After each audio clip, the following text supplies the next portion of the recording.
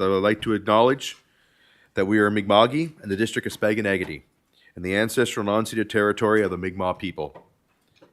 East Hants further acknowledges the 50 African Nova Scotia communities whose 400-year history have contributed to the province's culture, history, and legacies. We are all treaty people. First up on the agenda tonight is approval or amendments to the agenda. So moved. Second. Moved and seconded. All those in favor? Aye. Approval of the minutes of February 27th, 2024. Moved and seconded. All those in favor? Aye. I'll now turn it over to the CAO for D-Transfer Tax Report number 5.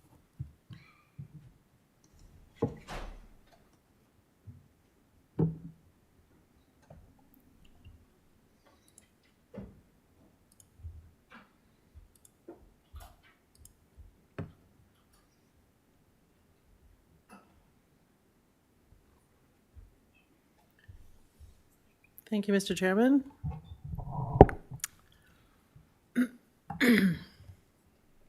So first of all, normally we would have something like this posted for council and committee's review, but it was just finished up this afternoon, or this evening actually, if we're being technical about it.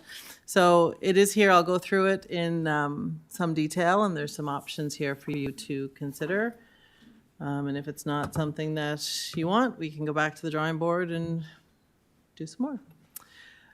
So I do have a few slides just to go over, sort of to document, in case we need to go back to them, some of the assumptions that were made last week at the meeting and some of the scenarios that were put forward.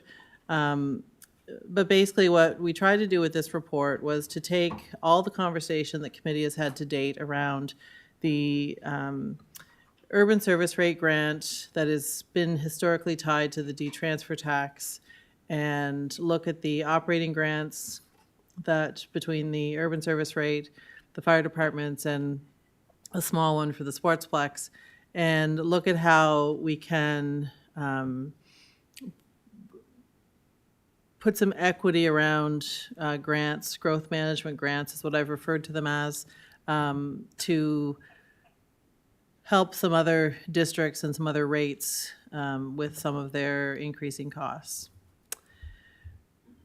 So the assumptions made last meeting really around the fact that I've heard councillors, all of you I think, at one point or another in this discussion say that you don't want to take anything away from what people already have. So the assumption is that you would want to give a grant equal to some sort of grant to folks that receive a benefit or that have area rates that aren't receiving a benefit from those grants now. And we talked about the, we took a look at the tax burdens across the municipality, and it's fairly evident that those folks in the urban core and the suburban areas of Mount Uniacke are contributing significantly more per dwelling, up towards that $2,100 to $2,500 range than other areas in the more rural parts of East Hants, which have a tax bill in the general rate of about $1,100 to $1,400. And there was a table in that prior report that outlined those tax burdens. The last report, and also included in the recommended motion for this evening's report, is that as you move forward with your D-transfer tax, you need to give staff some guidance on how the draft budget should be prepared every year. So this is some policy wording that Wade had put forward in the very first report that you had on this, just looking at taking your D-transfer tax, analyzing it, putting forward a draft budget, so we're not constantly coming back and trying to figure out what the budget should be and how we should move. The other recommendation is that you should take some of that D-transfer tax budget and put it to a specific reserve for municipal buildings and properties. And over time, that reserve would be used for general tax rate items. So it would be to the benefit of everybody across the board. Looking forward in the next 10 or 15 years, you're going to have some significant costs around properties and buildings. So the sooner you start to put money aside, the less debt charges future generations of East Hants residents and taxpayers will have to pay. So I'm not going to go through these scenarios again. I just want them in the report to document. Basically, different scenarios that would have recognized the urban service rate gets a grant, the fire departments with assessments under the $90,000 mark get grants, and these three areas, the Mount Uniacke, 9 Mile River, and Enfield Grand Lake, if you wanted to give them a grant equivalent to a certain number of cents, that you could do that as well. So there were three scenarios. The recommended scenario was that the two streetlight rates would get 2 cents, and the Mount Uniacke districts would get 2.5 cents equivalent, or the 143,000, to put into a reserve, and you would reduce your general tax rate by just over a cent. So that would be to the benefit of everybody across the municipality, folks in Mount Uniacke, 9 Mile River, Enfield, but also to those folks who are on the urban service rate, and for those folks who are on the, belong to those rural fire departments. So council looked at that. There was lots of questions, who would benefit, who wouldn't. So what we did was we took our last year's tax billing file and we did a mapping review so we could sort of physically see where all of these rates are charged. And a reminder that over the years, as council has set these rates in place, we have taken billing districts from years ago when we put in, for example, the Shubenacadie sidewalk rate. That was put in across the board for anyone who lived in the district of Shubenacadie as it existed at the time. And then as your district boundaries changed, so your billing rates didn't. So they stayed the same. So thanks to Tippy, our mapping genius here, we've got a really great area rate map now that we can sort of turn on different layers and turn them off and see where some of those rates overlap. So I've got some static shots here that I just wanted to share with you. So this is basically the whole map. And you can see the different colors. So the green, for example, would be the two Mount Uniacke districts.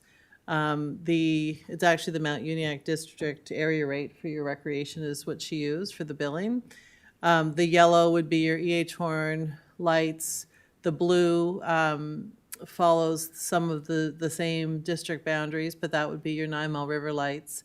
Orange is urban service rate. So we'll go through some of those, but very interesting exercise, and it showed pretty much what I thought it would show, that there are a few small pockets of folks who, in the scenario that you talked about last time where you wanted to give some money to the rural fire departments, Mount Uniacke, the two streetlight area rates, there are some pockets of people that aren't going to benefit from that. And we'll go over those, I'll show you in more detail. So just for interest's sake, this is the area that we refer to as the urban service rate. So the orange area is the people who actually have sewer systems that are serviced by sewer systems. So you can see there's a pocket in Shubenacadie, Milford, and down in the Lance to Enfield area. Then the green and the blue, they actually overlap one another, but those are areas where either the people are getting charged 4 cents because they're close to that urban core or closer to the urban core, and they're getting charged for streetlights and sidewalks, or they're getting charged 2 cents because they're further away from that urban core. And the council of the day decided that the further away, the less you should pay scenario. So this is what we would refer to as those folks on the urban service rate. So that $444,000 or $400,000 grant has benefited the people that are in this section here. So the next one I wanted to show you is if you took this section and you added the boundaries of the 9 Mile River and the Enfield streetlights, this is the area that you're going to get. And you can't see my cursor on the screen, but I'm using it to show you the areas. So you've got all of the urban service area, but you've also got sort of on the green border and the yellow border, that would be your 9 Mile River streetlight area. And your yellow or border down at the bottom, that would be your Grand Lake streetlight area. So when you put the urban service rate areas, the 9 Mile River, and the Enfield Grand Lake, you have those old districts that the Sportsplex area rate was built on. Not coincidentally, but because they were put in probably all in the same 8-year period, they followed the same district boundaries of the day. So this would be the area for the most part. When we looked at the corridor in some of our tables the past few weeks, this would be the area that was referenced as the corridor. And then what I ended up doing in the last two reports was breaking out just the urban service rate assessments. So you had the corridor and you had urban service rate. And in this report, we've broken them down a little bit further. So when you take, this map's a little bit messy, but it's really important. So the red boundaries are all the fire boundaries, the fire district boundaries. And when you look at all the overlapping areas, there are 3 areas, 2 just outside the corridor and 1 in the Brooklyn Fire Department area, where under the proposed scenario that we talked about last time, those 3 areas would not see a benefit other than if you can reduce the general tax rate by something. There is a scenario in here where I identified Brooklyn and put the benefit in there for Brooklyn Fire. And I'll go through these areas a little bit up close. So the first one is, So that is with all the area rates on there. I did the same thing just to show if you started to use that Sportsplex rate, those 3 areas are still the only ones that are sort of stand out as not receiving any benefit. So number 1, these are folks who do not pay the urban service rate or the Sportsplex rate, but they're in the Shubenacadie Fire District, so they won't receive a benefit from those rural fire departments receiving funding. Number 2, those folks don't pay any area rates, but they're in the 9 Mile River Fire Department boundary, which isn't proposed to be to receive any additional funding under the proposed plan.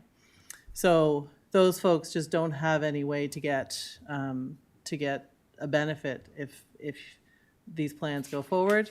And then number 3, again, that is the Brooklyn Fire Department area.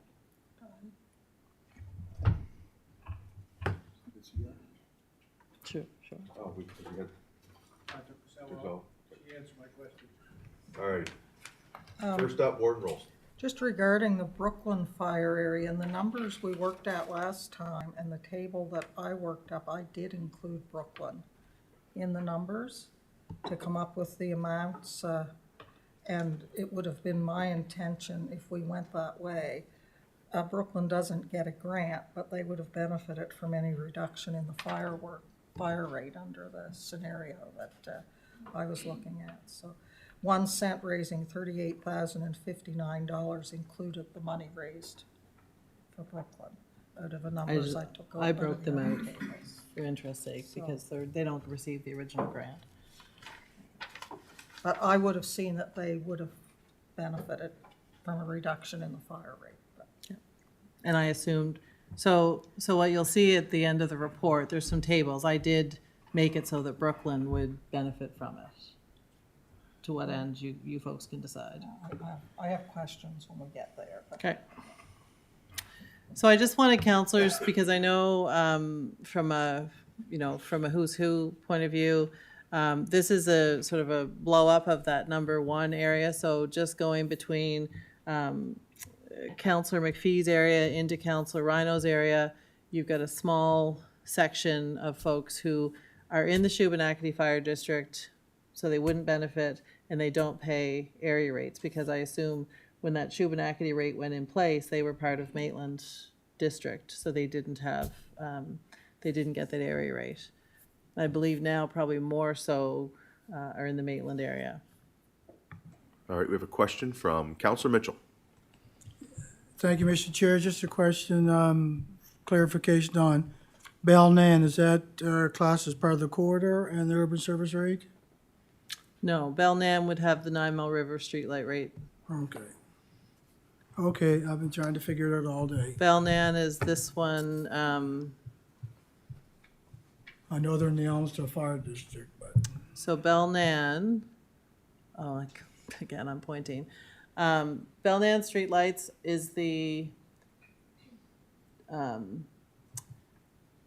there's a blue line. And then it goes into a yellow line, and then it goes into an orange line and a green line. You see that sort of, it's a massive area. And they're the ones who pay the 9 Mile River streetlights. okay.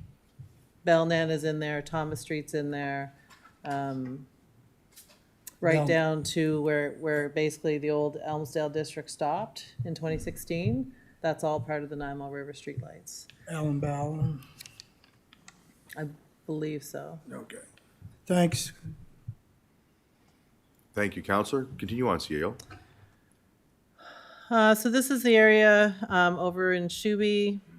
This area is the, so this is the sort of the end of the 9 Mile River streetlight rate. And then this is where the urban service rate picks up again. And this is where the Rawdon Fire Department and the Gore Fire Department and the Kennecott Fire Department all meet. And there's this area in the middle that has none of that. They're serviced by that 9 Mile River Department. So just so I know, people like to see where roads and stuff start and stop, so I just put the blown ups in here. And then there's the Brooklyn Fire area rate, which doesn't have any other rates. So I have 4 scenarios to share with you. And the first two relate back to de-transfer tax, and this is the one that council had asked to have prepared. And then I had said to council, do you mind if I do another scenario based on the general tax rate, because it's easier to prepare year over year and it's more predictable. And I'll take you through all 4 of those scenarios. So what we did was we took the total de-transfer tax collected, and I had to go back and use 2022, 2023 numbers to get the percentage to use.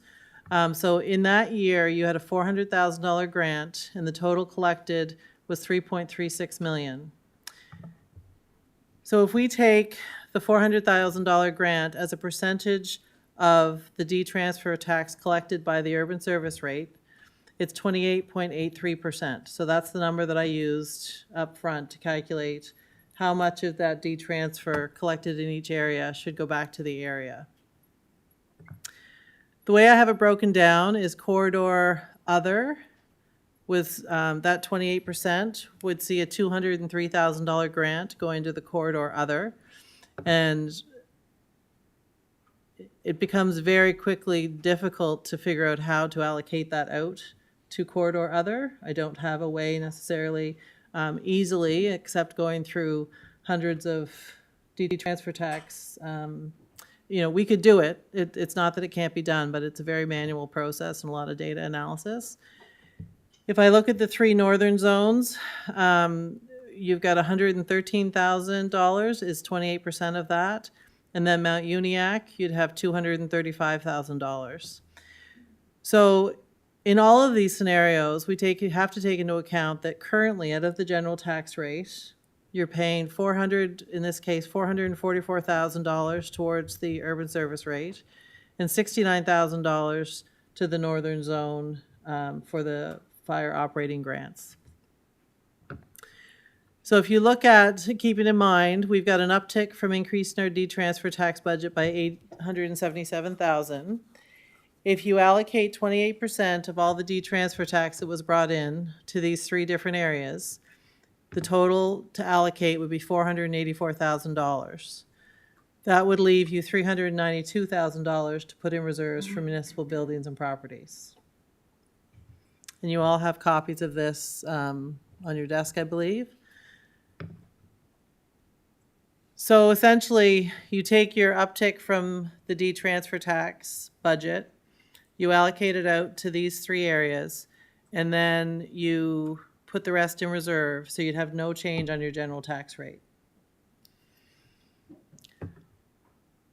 The next scenario, if you're going to use D-transfer tax to allocate funding, is the one that I would recommend you use, because what we've done here is we've taken that corridor amount, which is difficult to figure out where exactly in the corridor it came from, but that corridor being that sort of Sportsplex area rate area that we saw on the map. So if you keep everything the same in this scenario, but you take that corridor amount, and basically you reduce the 9 Mile River and Enfield streetlight rates to zero, still allowing for $10,000 to go into each of their reserves every year. So that would mean that their budgets, their revenue is essentially coming from this grant. And then from that $203,000 that is 28% of the budget, you could take $112,000 and put it to the Sportsplex. I say area rate. I wouldn't recommend you reduce your area rate for the Sportsplex right now, but eventually you may be able to. So you would take that corridor amount, reduce 9 Mile River streetlights to zero, reduce Enfield streetlights to zero, and the remainder could go into that Sportsplex rate to be used in operations or capital, whatever you see fit. The other two amounts in this scenario haven't changed because those amounts are still the same amounts that are being allocated out from those different areas in D-transfer tax. So I did ask, Janice is working on just pulling the numbers together for how much of that D-transfer tax comes from 5, 6, and 11. So we'll have that for you at the end of the discussion. So again, in this scenario, you're basically allocating out all of your uptick in your D-transfer tax. And your sense on the general tax rate, there'd be no impact. So the next scenario that we looked at, again, there's two here, one with the Sportsplex and one without. Basically what we did was we took the general tax revenue by area rate or area. So we took the same assessment for an area rate and we said, okay, what does that assessment bring in general tax rate? Those little parts that you saw, specifically section 1 and 2 on the map, aren't included in here. So that's why, you know, in other scenarios you've seen, your general tax revenue by area added up to 25 million and something. Now this one only adds up to 24 million because those two pockets aren't being accounted for. So in this scenario, you would take the corridor with the grant that they get now and the rural fire with the grant that they get now. 9 Mile River Streetlight, by their assessment, would get $86,000. Enfield Grand Lake Streetlights would get $69,000.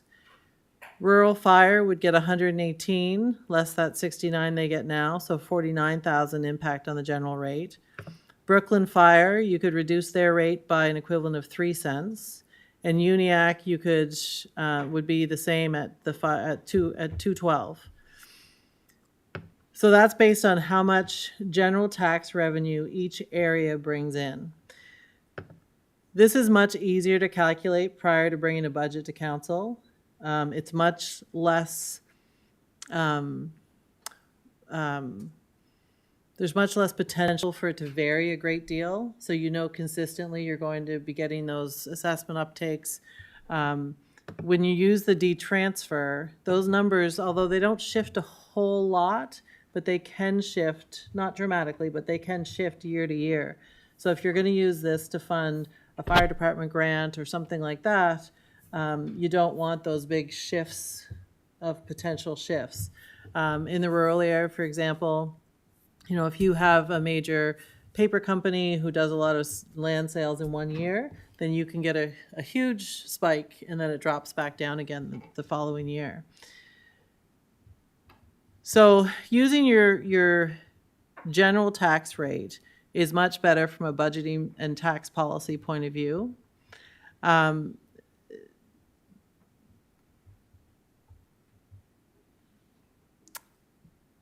The problem with this scenario, and the next scenario addresses this, and it's what I would recommend, is if you look at your 9 Mile streetlights and your Enfield streetlights, again, the amount of money that they would deserve under this 4% of your general tax rate is much higher than they need for their area rate to be paid. So their area rate budget, including a $10,000 allotment to reserve to pay for replacement of streetlights, is $52,000 and $38,000. So in this scenario, you know, you could put that money to reserve, but to what end? You're going to be putting $30,000 or $40,000 into streetlight reserves that they'll never be able to spend. So the next one is where what I would recommend. You're going to look at this by the general tax rate collected. Again, fund your 9 Mile streetlights and your Enfield streetlights so that they can have zero rates. So they'll see that 9 Mile River is 2 cents and Enfield is 1.6 cents. So they would see a rate drop in Councillor Eisner's district of 1.6 cents. And then the difference between what is allocated to the corridor based on your general tax rate would be put to the Sportsplex rate, which would benefit everybody in the corridor, including those 9 Mile River and Enfield folks. In this case, based on rural fire, again, I've broken them out with Brooklyn and the 6 rural fire departments that are below that $90,000 mark that currently get the grants. So those are the 2 scenarios, and then Mount Uniacke would be the same under this scenario. So again, with that uptick of $877 on your D-transfer tax, you could put $380,000 into reserves for your properties and buildings. Your impact on the general tax rate would be $430,000 of new money, and you could reduce your general rate by 0.3 of a cent.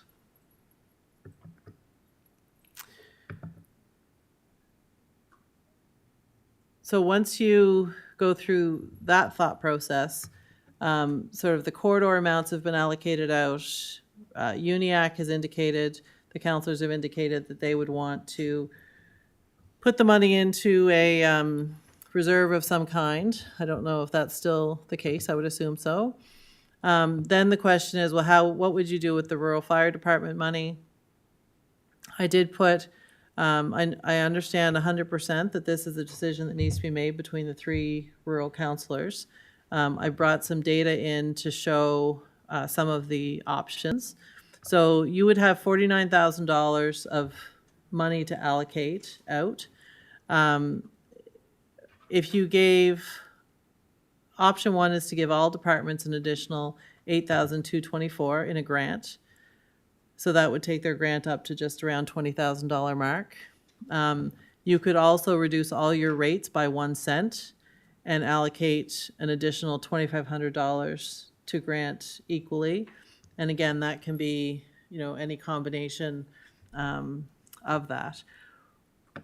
1 cent raises $34,000. So you can do 1 cent and a bit, or 1 in, you know, anything so long as it's under this $49,000 mark. I also showed if each one, if you wanted to divide it out between the 1 cents, you could reduce each of your rates here Walton would already be in a deficit, so they would have no rate reduction. They would just still get the grant that was given, that's been given for years out of that $69,036. So there are different scenarios, and again, all of these scenarios are scalable. You know, you can make decisions based on what I've put forward here tonight. There is one scenario that I looked at where we took this amount and said, okay, if you wanted to have 1 cent reduction on the tax rate, what would these have to look like? So these numbers essentially would all be reduced by about 36% in the end. Not, you know, probably not a scenario that some of you want to see, but those are the types of things that we can look at, reducing things by X percentage or anything of the like.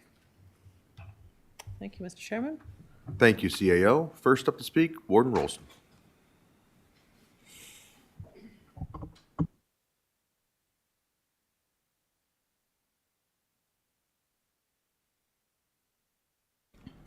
Thank you. Excuse me. Regarding rural fire and Brooklyn fire, it's simply an area in the South Rawdon area that's covered by the Brooklyn Fire Department. When we have done calculations in the past, for example, when we agreed to raise the rates of all the fire departments in order to keep the grant, we simply considered Brooklyn the same as everyone else. And I would like to see a scenario where Brooklyn does not currently get a grant because none of its infrastructure is located in East Hants. The fire station, the trucks, everything are in West Hants. Walton is different because all their infrastructure is in East Hants. None of Brooklyn's infrastructure is in East Hants, so they've never gotten a grant.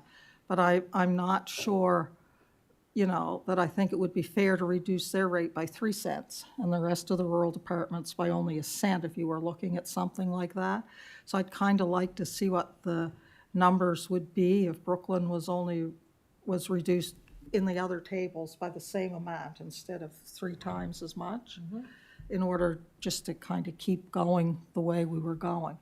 Just having a quick look at the first glance at this, would I be right in understanding that if we kind of went this way using general tax revenue, then all of the deed transfer tax that came in would simply go to the general revenue, and there wouldn't be special grants out of deed transfer tax. All of these grants would be out of the general tax rate, and any adjustments going forward could be more easily calculated based on general tax rate dollars instead of deed transfer tax dollars, which can vary from year to year. So I know it changes the numbers a little bit, but I certainly grasp the sense of it. Anyway, I just, like I said, I know that 3 cents is $12,993, so it would be somewhere Yeah, just doing the around math here now. another $8,000. It's 78.48. Yeah. Another 78.48 Another on top. $78.48, which would So you'd have, be allocated back to the other, whatever we did to the grants for those departments that get them. Because there's a good point in time too, that within that area, Brooklyn Fire is the responding department, but I think Rawdon gets called fairly regularly, and probably Mount Uniacke as well. I don't know the stats or anything, and that's one of those ones that if you look at it, I don't know how far it is from the Mount Uniacke station, or if they build a new station, if that would influence, because it's a fair distance from the Brooklyn Fire Station, so. But we're not into that discussion tonight. But anyway, those are just my comments. I'd kind of like to see the chart with that change, because we raised the rate for those people at the same time we raised them for everybody else. And so whatever we do, I'd just like to keep doing That area it the pays the same. Rawdon rate. So if the Rawdon rate was to drop, should No, no, they pay their own they rate. pay their own rate. So yeah. through you, Mr. Chairman, in this scenario, if you did 1 cent reduction across the board, including Brooklyn, then this 2535 would go to 4124 for each of those additional grants. And Brooklyn would still see the same reduction 1 in the cent. rate, 1 cent as everyone else. And what is their current rate? The same as Yeah, it everybody is- except Rodden, Yeah. 21 cents, I believe. Yeah, it's already a cent less than, Rodden's 22 cents. yeah. So, anyway, that would be my preference around those departments anyway, but I'll wait to see what other folks say, but I kind of feel like, I'm not gonna jinx anything. You done, Warden? Yeah. Okay, thank you, Warden. Next up, Councilor McPhee. Thank you, Mr. Chair, through you to the CAO. First of all, I just have to ask a basic question here. The uptick to the DTT budget is 877. The buildings property reserve says 380. Impact to GTR 430,619. What do you mean by impact to GTR and impact to GTR? Like, is the last Which one column? are you on exactly? Just so I can, Okay. Is there a page number? No, these don't have page numbers. The census of 03, yeah. I Okay. think it's your last scenario, is it? Or Last growth scenario. management grant based on GTR collective. with But- Sportsplex. But the same terminology is used in all of them, and I just Yeah. don't understand what the, So currently, so this is part of the issue with tying these to the D-transfer tax, because really they're just a grant given by the general tax pool of revenue to, one's given to the urban service rate, one's given to the rural fire departments. So that money is already coming off the general tax rate. It's already in that general tax rate, it's funding it. You're going to add $877,000 to your bottom line of revenue Right. by increasing your D-transfer tax budget. right, If you give out all these new grants, you're going to be paying grants to these areas from the general tax rate to the tune of $429,000. So that's money that you could use that money to reduce your general tax rate, but instead of doing that, you're going to use it to pay grants to different areas. right. So that's the net impact on the general tax rate for giving those grants out, is the 429, because you already give the 513. The impact to the general tax rate of giving those grants is the 877 you're going to bring in, less the 429 you're going to spend. Right, So the impact to that is, less the 380 you're going to put to reserves. The impact of Yes. that is your 43619, which is not all of the money you've decided to increase your rate by. You've still got $63,000 left to spend. Well, instead of spending it, you can use it to reduce your general tax rate by 0.3 of a cent. right. So the discrepancy, sorry, between the 429, 399 and the 436, 19.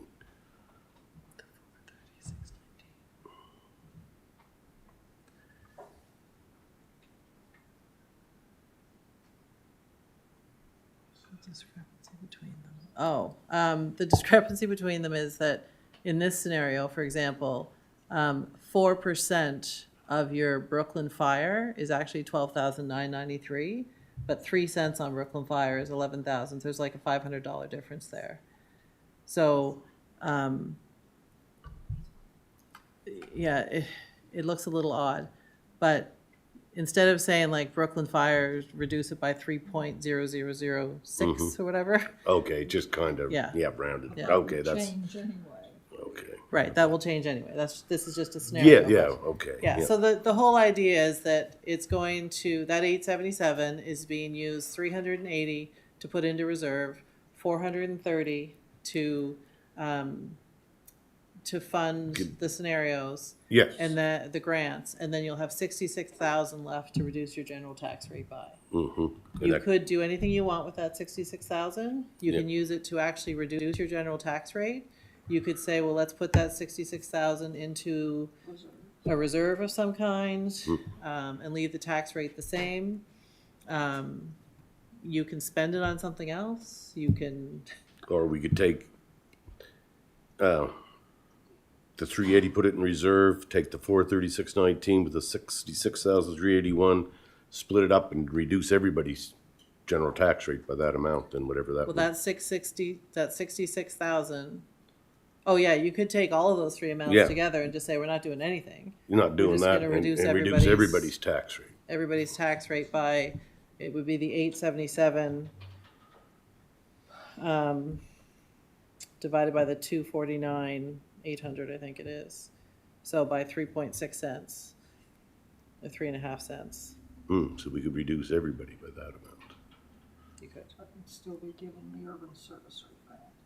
And you'd still, yeah, that would include still giving the urban service rate grant With and the still urban- giving the rural fire department operating grants. Right, yeah, so for like District 4, because so far, the people that get the urban service rate, they've got the urban service rate for their, I don't see anything in here for the rest of us in Most of your, District 4. most of your district would have the urban service rate of some kind. Either the full, the 2, or the 4 cents. Well, now, I'm just, when I looked at my tax bill,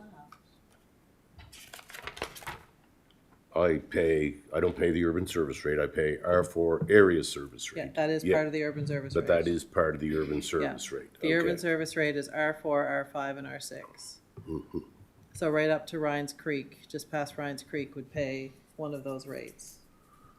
Okay, so the urban service rate's keeping that That are fairly small rate that I pay down. down a little Yeah. bit. It would be a bit more. But we could take this and reduce it by over 3% for the residential tax. 3 cents, yeah. Yeah, or 3 cents. Okay. I think, I don't know, to me, that sounds like a fair suggestion for everybody right across the board, but thanks very much, Chairman. That's Thank everything you. I have now. Next up, Counselor Hepp. Thank you, Mr. Chair. If we could scroll up one more slide. No, the one that Carl was looking at. No, keep going. No, I want to see the The scenario? scenario, Oh. yeah. I've been. No, one before that? Was there one before that? These are basically the same, except this one allocates out your corridor to Sportsplex and the Okay. two. No, I think it was one before that. Yeah, okay. So the Nine River Street lights, 8663, and there's basically 52,785 left over. No, And- that is their current budget with the $10,000 transfer to reserve. With the $10 transfer to the, Right, so when we do our streetlight rates, yeah, you've got your revenue that comes in from your area rate, and then you've got your expenses of power and maintenance, and then you've got a transfer to reserve, generally of the difference. Okay. So we don't have to keep the rates going up and down by pennies every year. Right now, I think one of those rates has a transfer budgeted of 5,900, the other one has one of 9,000. So we said, okay, if these two area rates had a $10,000 transfer to reserve plus their expenses, how much would they need to make their rate 0? And that's the 52 and the 38, or how much they would need to make that rate 0. so that's where you get your 10,000 from then. Yeah, that 10,000 is in that 52. So that means it costs $42,000 to operate the actual lights, like the power and the maintenance and insurance. So that would be the total budget for the streetlights then, Yes, 42. for those two, yeah.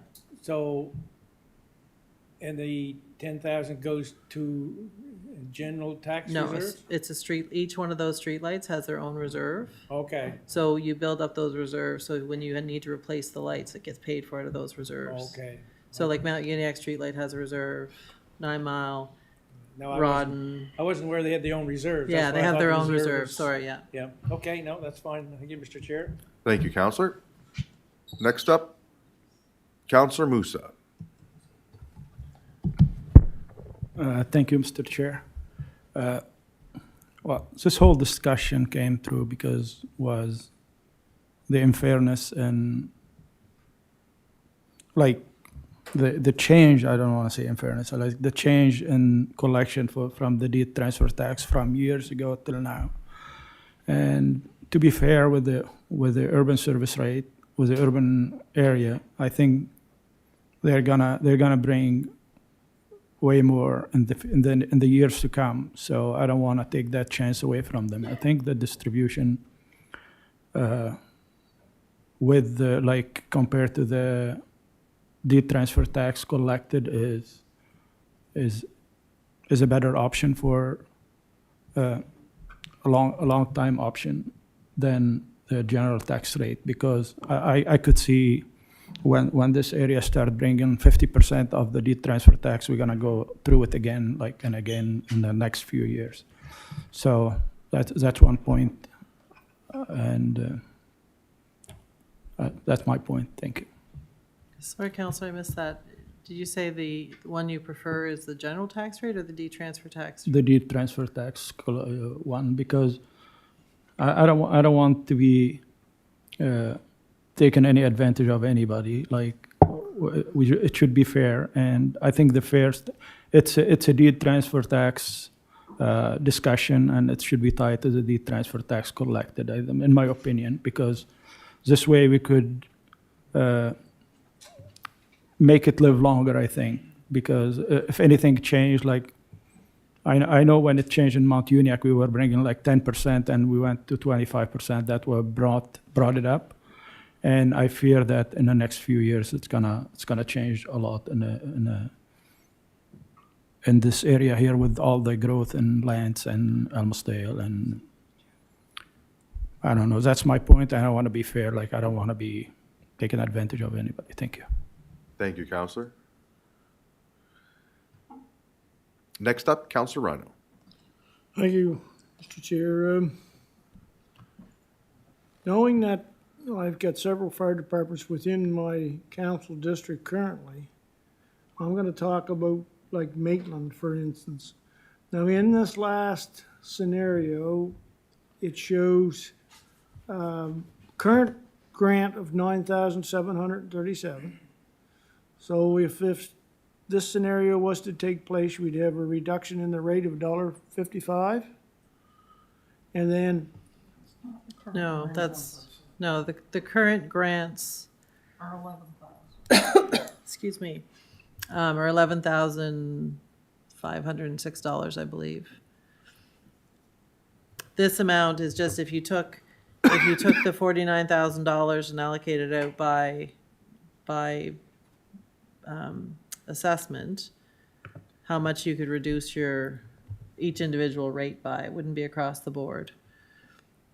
I don't think there's any scenario where you use these numbers. I left them in there for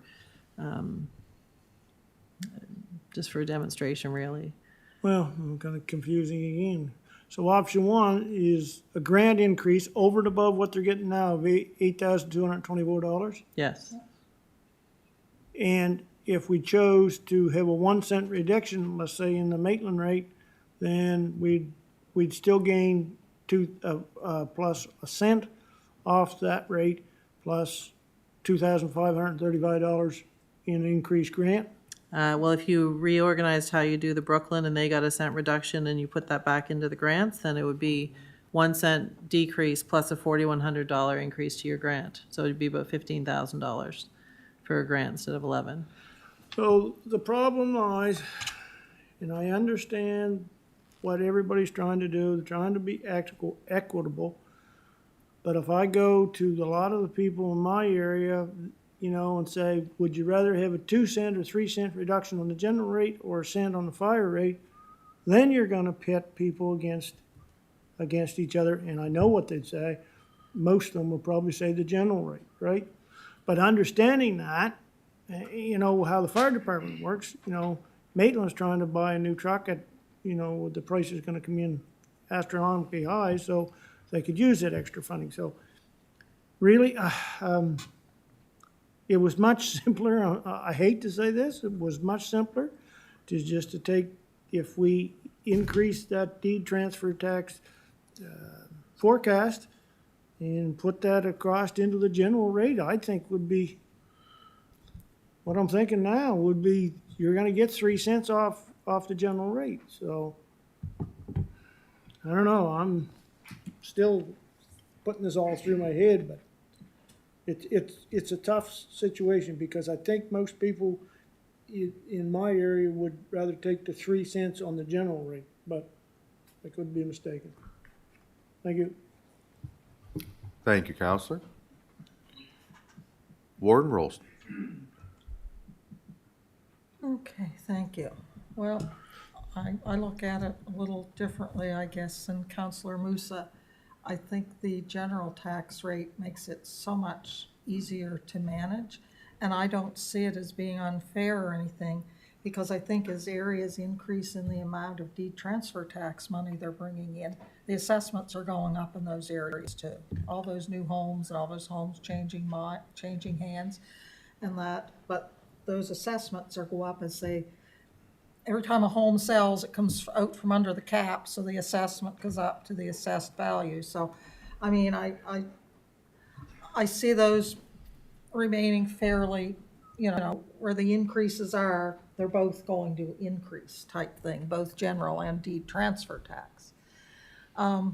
With regards to the fire thing, the only thing, by decreasing the general rate by 3 cents, it does not address the issue that we have another fast-growing area in this municipality, and that's the Mount Uniacke area.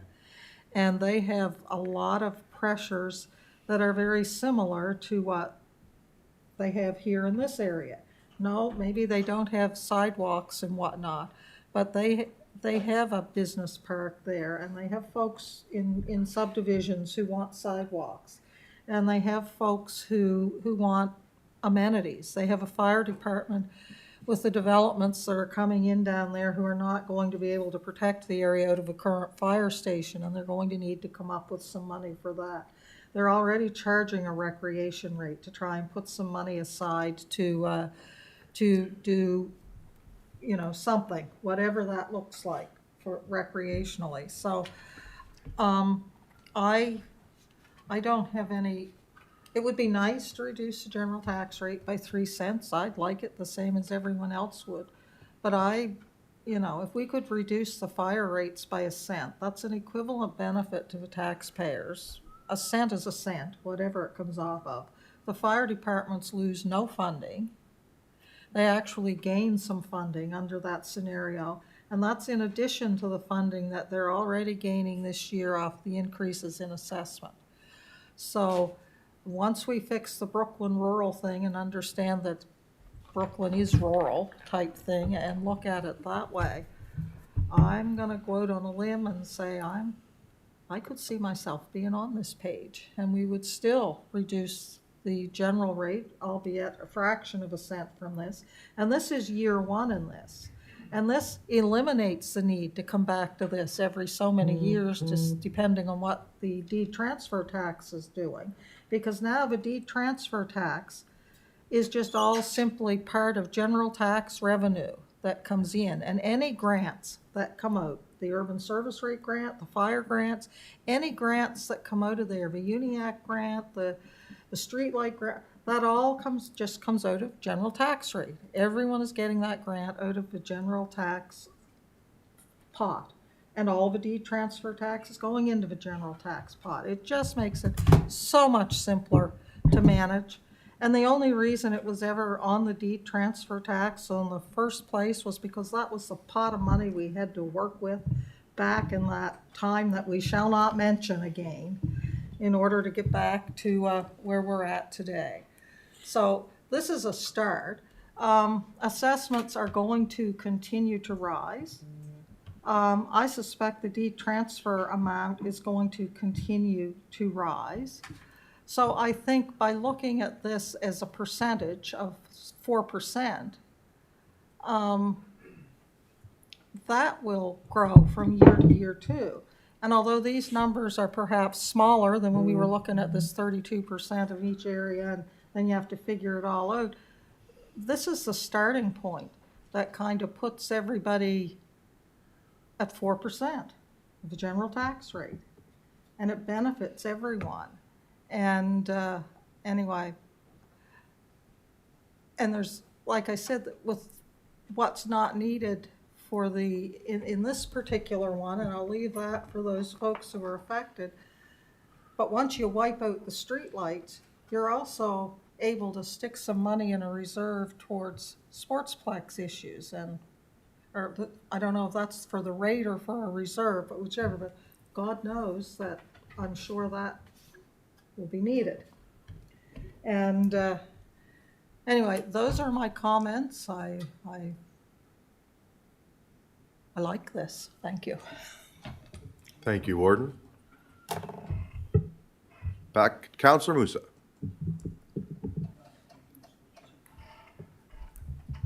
I kind of stick with the other one. So, but there's one thing about, I'm not against Brooklyn Fire at all, but if that grant is gonna go as a grant on the top of what the resident of South Rawlins are paying, No.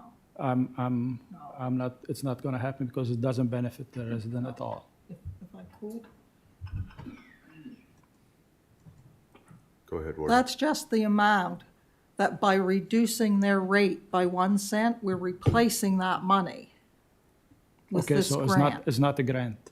Well, it's called a grant. It's but what it's- we're taking out of the pot to replace what we're reducing.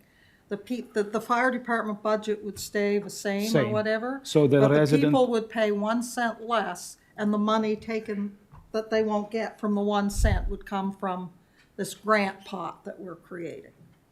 Yeah, so as long as the resident benefit, not the top up for the, Yeah. because I wasn't here when the grant for the rural fire department was allocated, but Yeah.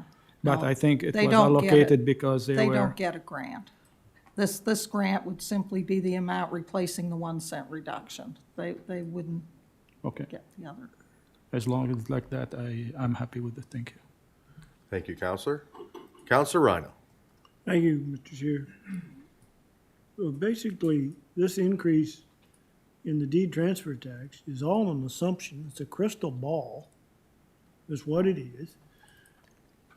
What happens, we put something like this into policy, and the bottom drops out. We don't have that. That crystal ball, instead of going positive, went negative. Are we back here again to readjust by policy? I mean, we're all basing this on what we think's gonna happen with this deed transfer tax and what we've seen happen. But what happens if it doesn't happen? Do you want to take that, CAO? There you go. So there's a couple of things. The $3 million that you're going to increase your budget to is less than the actuals for the last couple of years.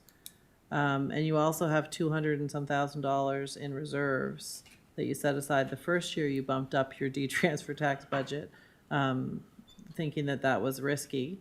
So there is some money sitting in reserves for that. I think it's $280,000. So the first year, if you missed your budget for transfer tax, you do have the money in reserves to make it up. But if it continues to drop, for example, then your general tax rate drops.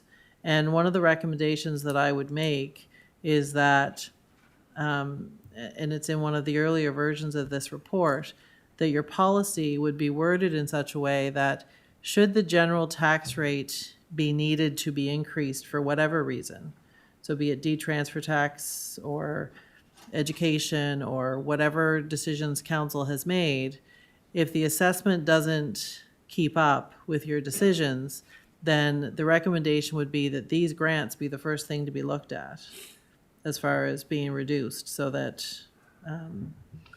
So basically, we would have to come back and redo this.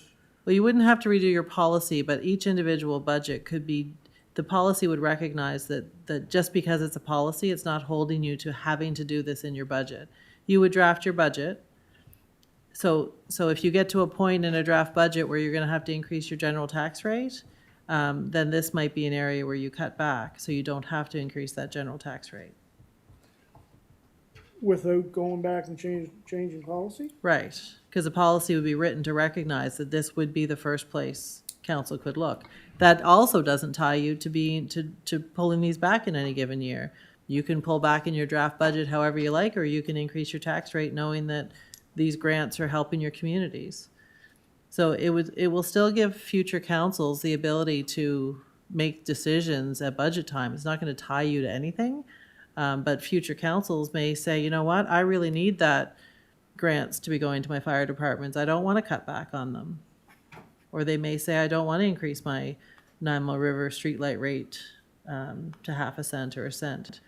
So those will be future decisions of council, but the policy won't tie you to making one or the other decision. All right, another question, thank you for that. Then, these are grants. General government grants, it's still gonna be based on assessment and work backwards. When the assessment increases, so would the grant? So it would be 4% of, so the way that I would propose the potential policy wording there is that you take once you bring in all your new properties to the roll, you calculate that assessment times your existing rates. So in our case, it'd be 81 cents rates from last year times 2024 assessments. And it's 4% of that would get allocated in this manner, or whatever manner you choose in the end. Something tells me if this passes, we're gonna need a lawyer to understand it, but anyway. I got you covered. Pardon? I got you covered, Do you? yeah. Thank you, Counselor. Next up, Warden Rolston. Now, you see, for me, I find this much easier to understand.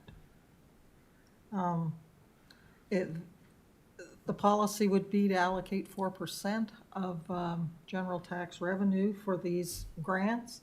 General tax revenue goes up, the grants go up. General tax revenue goes down, the grants could go down. And, you know, every council has the ability to change what's in the draft budget or whatever, but this would just make it make it so much easier to administer, and I would say easier to, for me anyway, it's easier to understand, and it just saves having to do calculations based on a deed transfer tax and general tax rate other than estimating the deed transfer tax to bring it into general tax revenue, because that is actually what it is, as part of general tax revenue. And the language we have used for many years of granting urban service rate grant out of deed transfer tax but it all affects the bottom line the same way. So this just makes, maybe it's my other hat I used to wear, but this just makes sense to me. Thank you. Thank you, Warden. Counselor Musa. Thank you, Mr. Chair. So if any way we go, we gotta start with a number. So that number is gonna be the 444,000 plus CPI? Not plus CPI. No? No. That's, It would just be 4% of this year's assessment. It would just be 4% of the assessment for the year, times the tax rate. that's 4%. So we tie it up to the percentage of, It would be a percentage of the this is the general tax revenue that's brought in by area. So behind each one of these numbers, for example, UNIAC is your residential assessment times 81 cents plus your commercial assessment times $2.57. So that amount, it comes into the general tax rate for Mount Uniac. So 4% of that would go back to Mount Uniac. 4%. So next year, if your assessments go up, then presumably this 4% will go up. 4% of more is more. So we know that 4% is gonna go up, but if the deed transfer tax go down, that's where the problem's gonna happen. Right. that's why I said tie it to the detransfer tax is much better option, because you know if it's go down, go down. Even if you're, sorry, through you, Mr. Chair, even if you tie it to your detransfer tax, you're still gonna have a 2 or 3 year lag.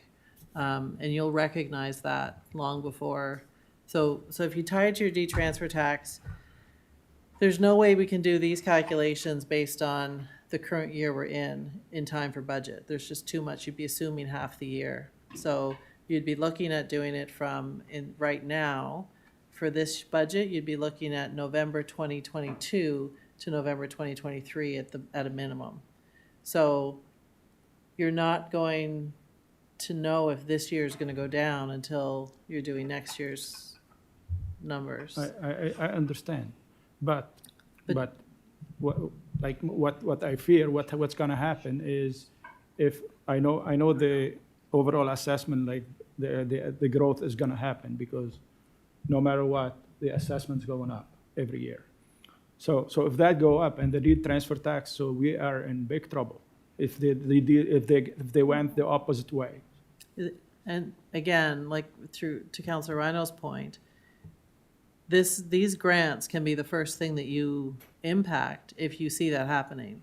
So your detransfer tax, if you all of a sudden lost $400,000 on your detransfer tax, and consistently year over year you're not getting it, and you're reducing your budgets by it, these grants would be the first thing I would say that you could go and say, okay, well, instead of increasing our general tax rate because we lost $400,000 in detransfer tax, let's reduce these grants, and then we don't have to increase our general tax rate to make up for that lost detransfer. It's much less volatile, I guess, to do it this way. And if you see that happening in your detransfer, that's going to impact your overall budget. But if that happen, everybody grant is gonna move, or we're gonna keep that 400 and That switch would the have to other be, one? that would have to be a decision of council. The policy would be written in the same manner for everybody. So I'd like to know what's gonna be in a policy, like, we did everything not to lower that amount for the urban service rate. So if that happen, and that's gonna trigger another, like, probably 7-8 meeting of budget. So you could leave the 2 current grants in place regardless of what happens.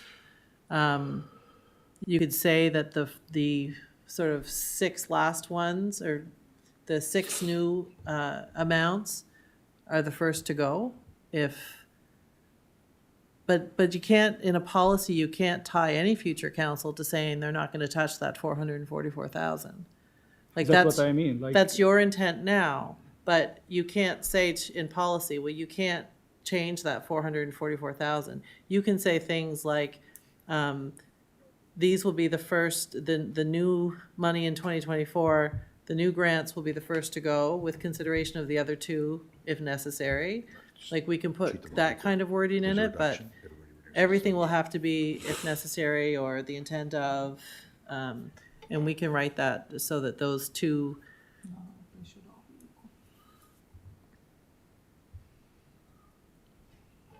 Is that it, Councilor Musa? Yeah, thank you.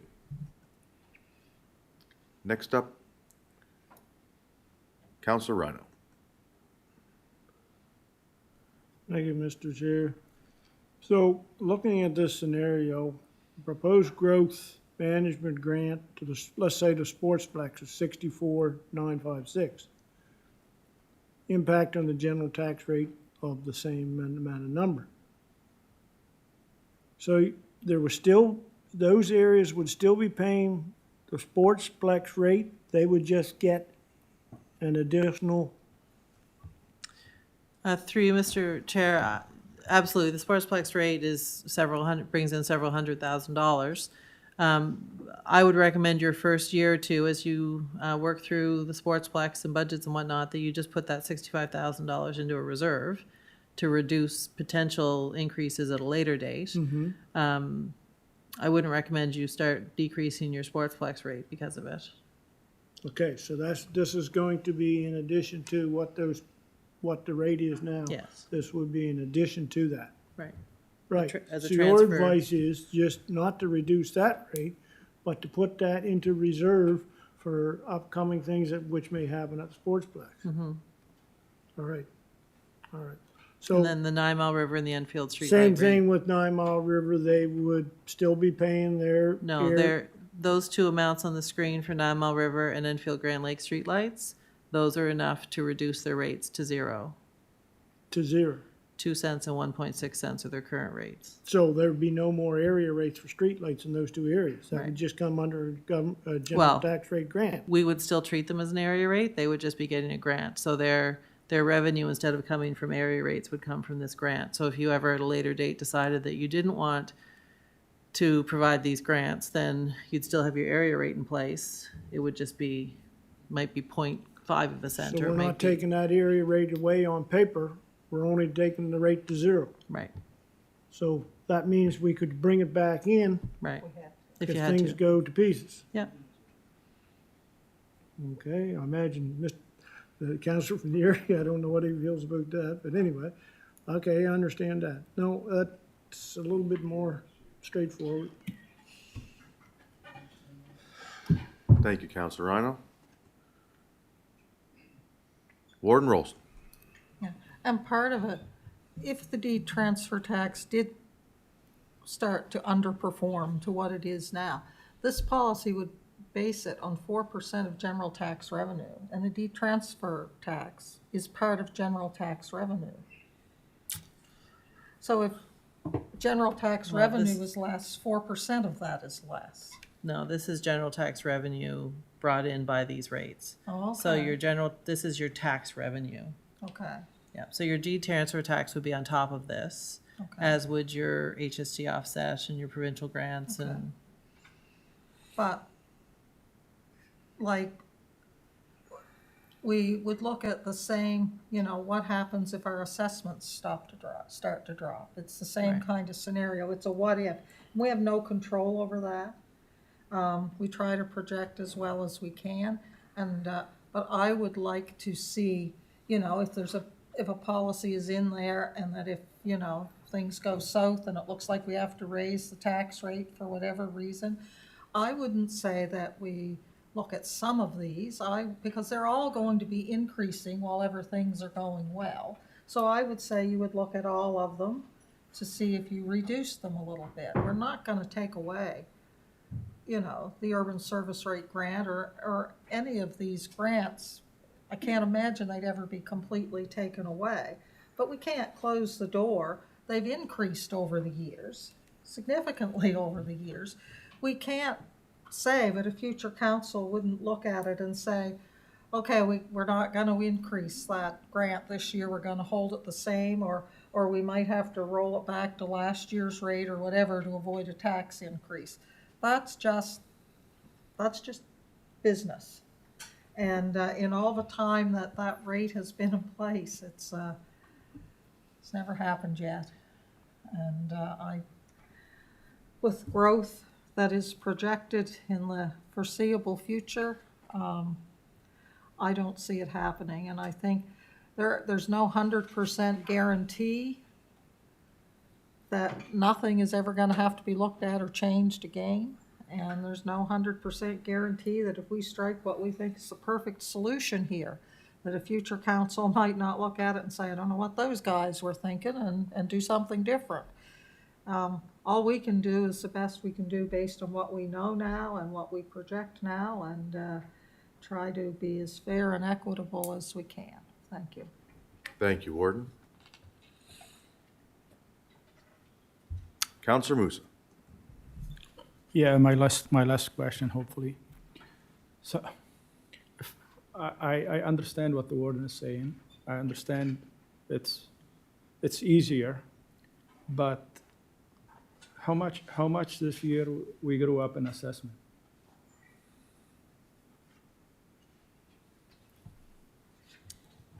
So I mean that 4% is not gonna stay 4% every year, because the 4% next year might be 600,000.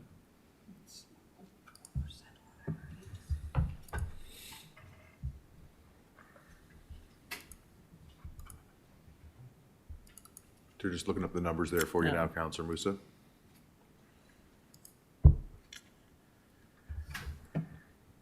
So the assessment growth from one year to the next was 246 million of residential and 33 million of commercial. Yeah, and how much that generate in tax?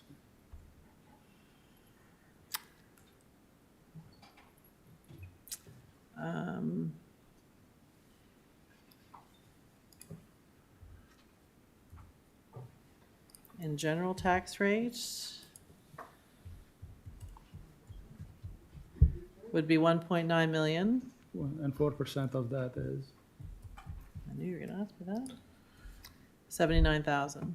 so every year it's gonna go up at least by that amount. So that 79,000 would be divided over between all of the districts, all of those different grants.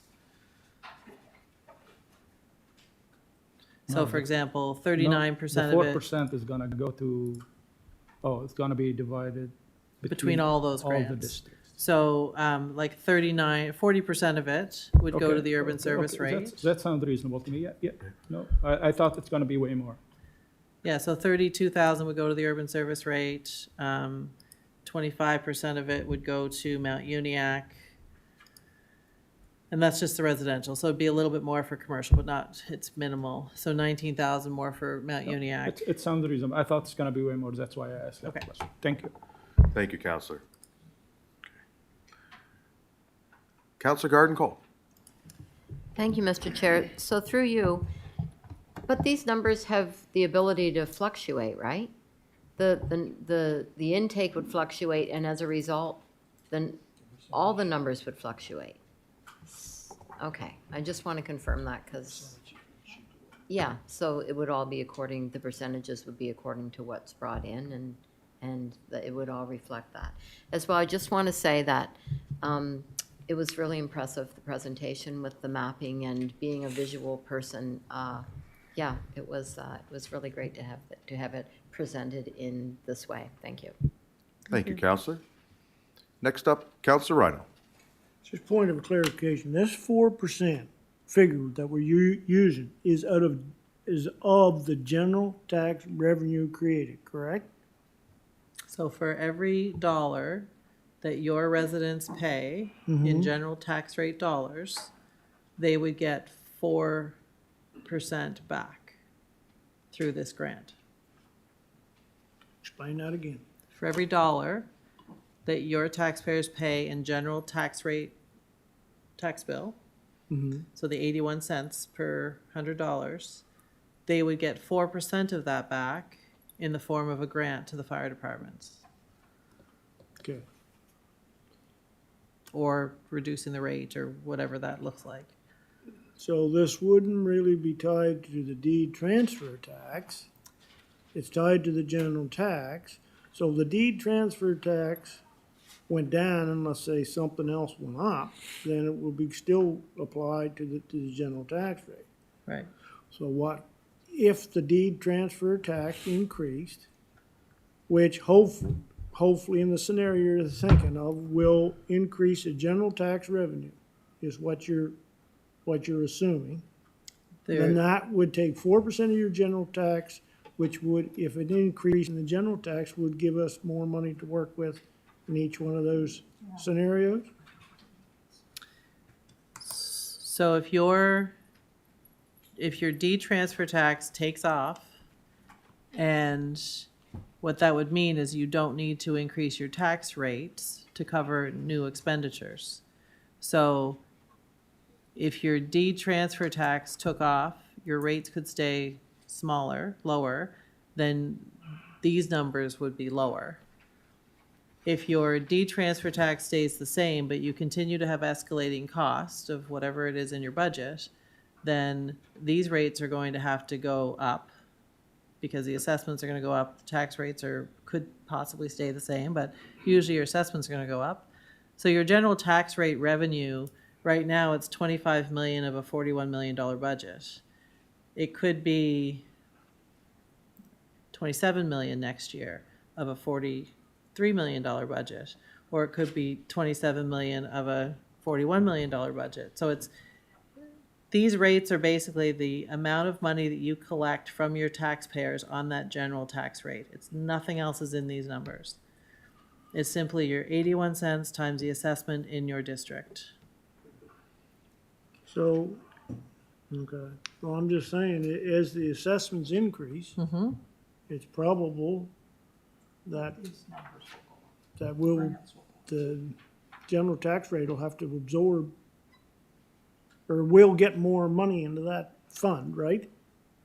So that would Presumably could you're going- fluctuate, that could fluctuate the Yes. numbers. Okay, it just seems to read there's a lot of fluctuation there that could go either way, so, anyway. Through you, thank Mr. Chairman, these aren't, if you use your D-transfer tax, you could go either way. There's no scenario in the next however many years that your assessments are actually going to go down. There's just not. What could happen is, so the calculation we do every year is, how much money do we need to run the municipality? If you keep the rates the same, how much money do you bring in? And ideally, you can reduce your rate. But if you find out that you need X number of dollars to run the municipality more than you did last year, but your D-transfer tax has gone up, or the province has given a new equalization grant that we qualify for, or, then you might not need to increase your rate. You might decrease your general tax rate. But with your increased assessments, you're probably still gonna be higher than 24 million every year. You know, this is one that I know is probably going like this, whether it goes like this or like this, I'm not sure, but I know it's not going down. With your D-transfer tax, it can go all over the place. And to me, it's not, yes, the urban service rate grant was tied to the D-transfer tax 20 years ago, but it's not sustainable. It's not good tax policy, and it's very confusing for people. It ties a random tax to a random grant that don't really have any connection to each other anymore, and they haven't for 15 years. So my recommendation is to pay these from your general tax rate, because that's what you're doing now. Call them growth management grants, call them whatever you like, but be consistent across the board with them. And if they have to change, if you have to look back at this policy 3 years from now and say we need to tweak it, that's okay. You can tweak your policies. But you have to create something that's sustainable. I mean, this is convoluted. I would not have gone here on my own. But if this is what council wants, then we can write this in policy somehow.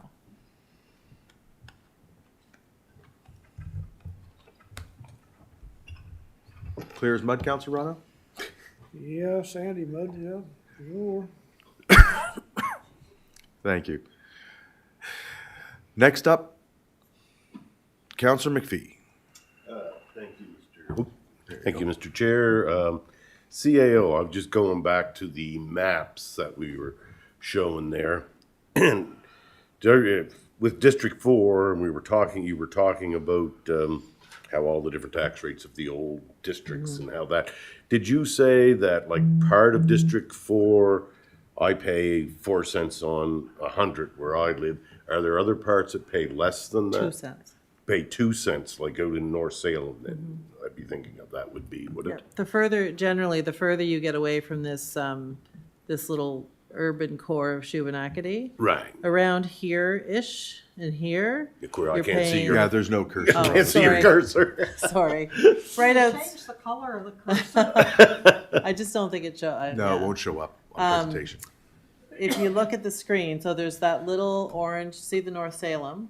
Yes, Right and you, below that, there's a little squiggle of orange. Yep. That's the Shubenacadie urban service rate. right, Just outside of that, you're gonna pay 4 cents. Right. Because you're closer to the streetlights and the sidewalks. right, In the peripheral, you're gonna pay the 2 cents. and you pay the 2 And cents. that's the same for Milford. So you've got a little bit of a 2 cent buffer and then 4 cents. Okay. So Milford would be the, Shuby's the light green, Milford's sort of the dark green where it comes in and the blue Yes. line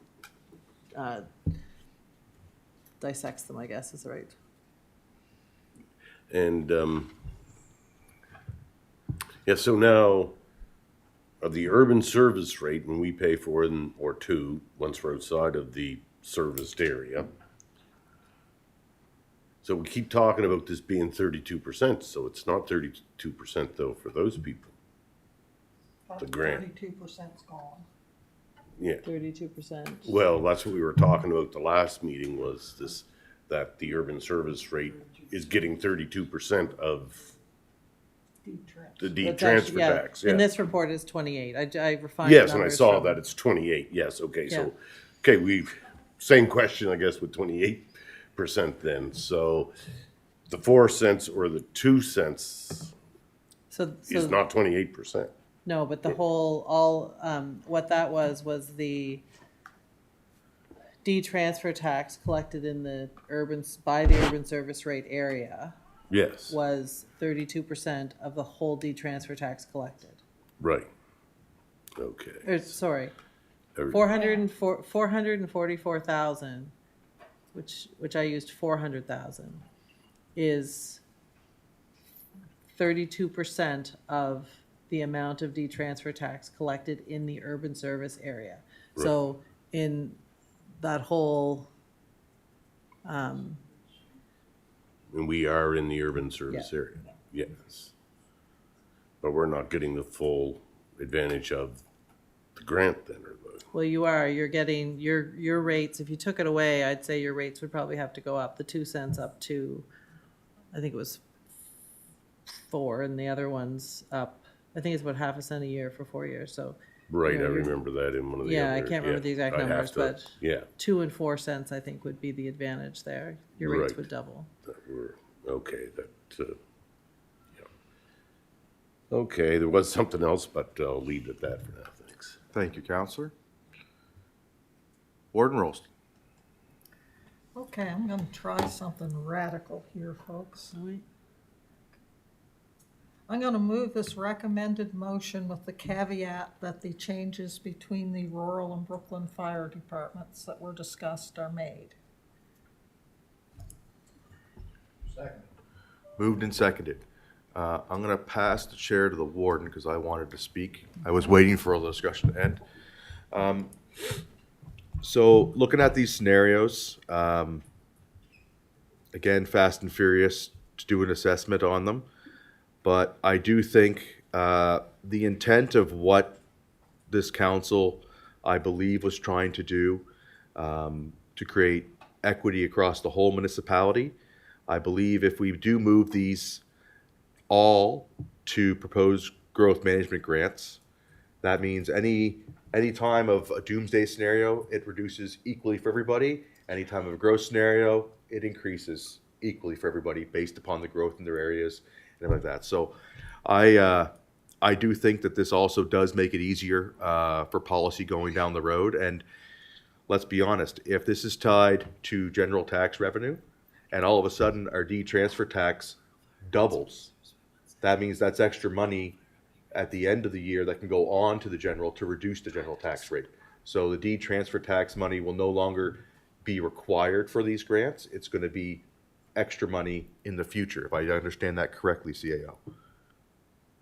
She's nodding her head. So I do support these scenarios because I believe it is a policy change for the first one in 20 years that is going to create equity across the municipality. And this is the first step, but I believe future councils down the road will be able to assess how this has started off, how it went, and what needs to be tweaked in the future. But we're taking the first steps, possibly, depending upon how the vote goes, to make that a reality for everybody in East Hants. Thank you. Thank you. I will turn the chair back to you. All right, Councillor McPhee, to the motion.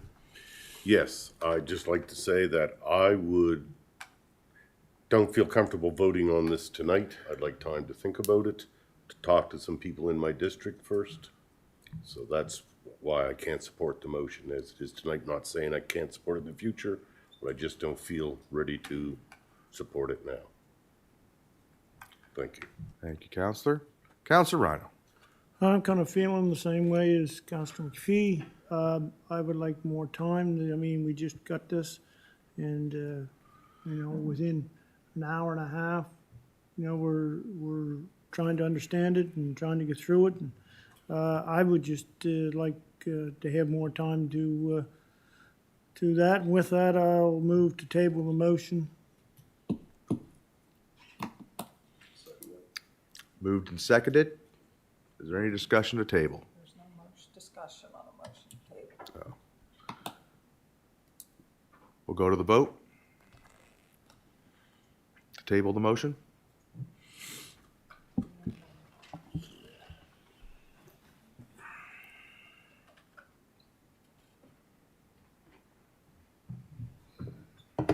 And the motion has passed.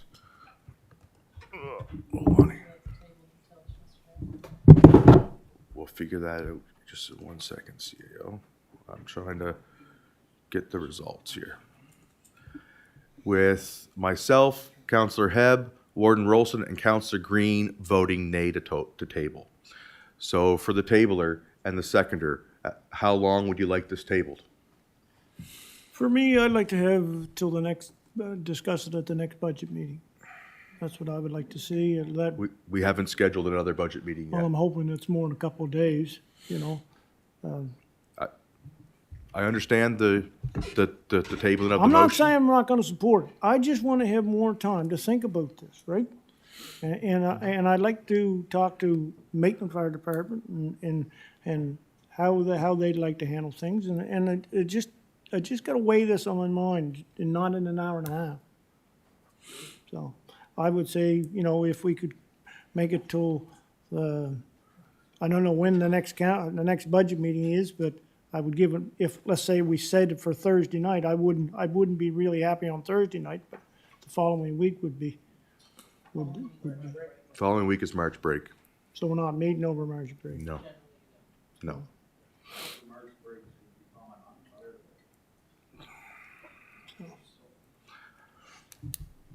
At least till the next budget meeting, let's say. Till the next budget meeting. Okay. Counselor Musa. Can't we do it at committee?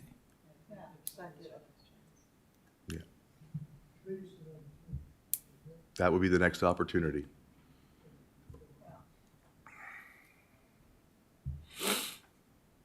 Anything more, Counselor Musa? Counselor Green.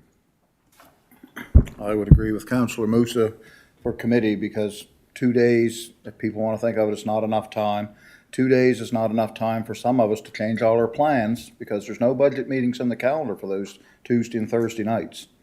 So there is, and believe it or not, outside of this council, I have a life. No, it is, and it's a pretty good one. No, it is that I enjoy, and I don't enjoy coming here and then having to drag it out like this budget seems like this is the worst budget I've ever sat through. Oh, it is. We're just spinning our wheels here. We got forward and then we're backing up 3 lengths of the car. So, yes, committee, and I'm just gonna put out there like, people, we gotta wrap it up here sooner or later. Oh, it is. We can't keep coming back every other night and every other night. So, Thank you, Counselor Green. Warden Rolston. I'd certainly support executive as well. I guess for me, having read all the previous ones and then just going by the changes each time, and I understand it. I understand what it means. I understand that my fire department's going to get more money and my residents are going to pay a lower rate. And that the inequity in the way that it's been perceived that grants have been done in the past is fixed. So, you're not gonna go to any fire department and say, do you need more money than this? And they're gonna want as much money as you're gonna give them. But I think this is a fair split.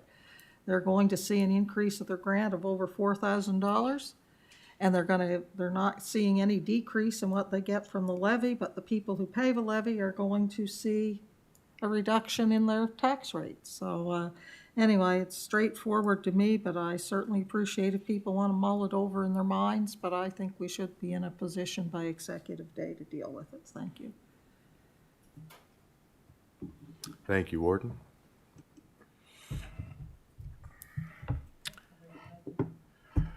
All right, it's going to come back to executive.